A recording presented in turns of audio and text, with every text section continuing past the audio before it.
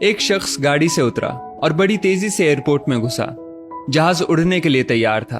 उसे किसी कॉन्फ्रेंस में पहुंचना था जो खास उसी के लिए आयोजित की जा रही थी। वो अपनी सीट पर बैठा और जहाज उड़ गया।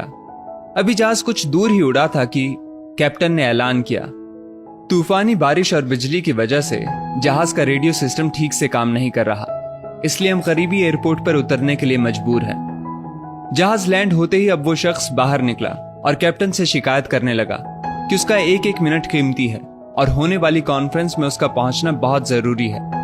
पास खड़े दूसरे मुसाफिर ने उसे पहचान लिया और बोला, डॉक्टर पटनायक, आप जहां पहुंचना चाहते हैं टैक्सी द्वारा यहां से केवल 3 घंटों में पहुंच सकते हैं। डॉक्टर ने उस शख्स का शुक्रिया अदा किया और टैक्सी लेकर निकल पड़ा। लेकिन ये क्या, आंधी तूफान और मूसलाधार बारिश ने गाड़ी का चलना मुश्किल कर दिया। फिर भी ड्राइवर गाड़ी चलाता रहा। अचानक ड्राइवर को एहसास हुआ कि वो रास्ता भटक चुका है। नाउमीदी के उतार चढ़ाव के बीच उस शख्स को एक छोटा सा घर दिखा। इस तूफान में वही गनीमत समझकर गाड़ी से नीचे उतरा और दरवाजा खटखटाया। आवाज आई, जो कोई भी है अंदर आ जाए, दरवाजा खुला है। अंदर एक बुढ़िया आसन बिछाए भगवत गीता पढ़ रही थी। उसने कहा, माँ जी, अगर इजाजत हो तो आपका फोन इस्तेमाल कर लूं। बुढ़िया मुस्कुराई और बोली, बेटा, कौन सा फोन? यहां ना बिजली है ना ही फोन। लेकिन तुम बैठो, सामने चरणामृत रखा है, पी लो, थकान दूर हो जाएगी।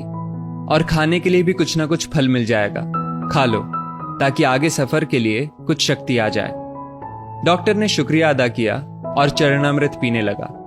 बुढ़िया अपने पाठ में खोई थी कि डॉक्टर की नजर उनके बगल में पड़ी। एक बच्चा कंबल में लिपटा पड़ा था जिसे बुढ़िया थोड़ी थोड़ी देर में हिला देती थी। बुढ़िया ने पाठ समाप्त किया तो डॉक्टर ने कहा, माँ जी, आपके स्वभाव और एहसान ने मुझ पर जादू कर दिया है। आप मेरे लिए भी दुआ कर दीजिए, ये मौसम साफ हो जाए। मुझे उम्मीद है आपकी दुआएं जरूर कबूल होती होंगी। बुढ़िया बोली, नहीं बेटा, ऐसी कोई बात नहीं। तुम मेरे अतिथि हो और अतिथि की सेवा ईश्वर का आदेश है। मैंने तुम्हारे लिए भी दुआ की है। परमात्मा का शुक्र है, उसने मेरी हर दुआ सुनी है। बस एक और दुआ मैं उससे मांग रही हूं, शायद जब वो चाहेगा उसे भी कबूल कर लेगा। कौन सी दुआ? डॉक्टर ने पूछा। बुढ़िया बोली, ये जो 4 साल का बच्चा तुम्हारे सामने अधमरा पड़ा है, मेरा पोता है। ना इसकी माँ जिंदा है ना ही बाप। इस बुढ़ापे में इसकी जिम्मेदारी मुझ पर है। डॉक्टर कहते हैं इसे कोई खतरनाक रोग है जिसका वो इलाज नहीं कर सकते। वो कहते हैं एक ही नामवर डॉक्टर है। क्या नाम बताया था उसका? हाँ, याद आया, डॉक्टर पटनायक।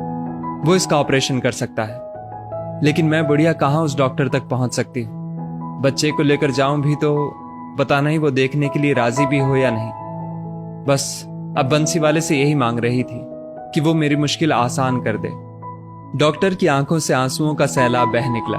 वो रूंधे कंठ से बोला, माई, आपकी दुआ ने हवाई जहाज को नीचे उतार लिया, आसमान पर बिजलियां कौंधवा दी, मुझे रास्ता भुलवा दिया ताकि मैं यहां तक खींचा चला आऊं। हे भगवान, मुझे यकीन ही नहीं हो रहा कि कन्हैया एक दुआ कबूल करने के लिए अपने भक्तों की इस तरह भी मदद कर सकता है।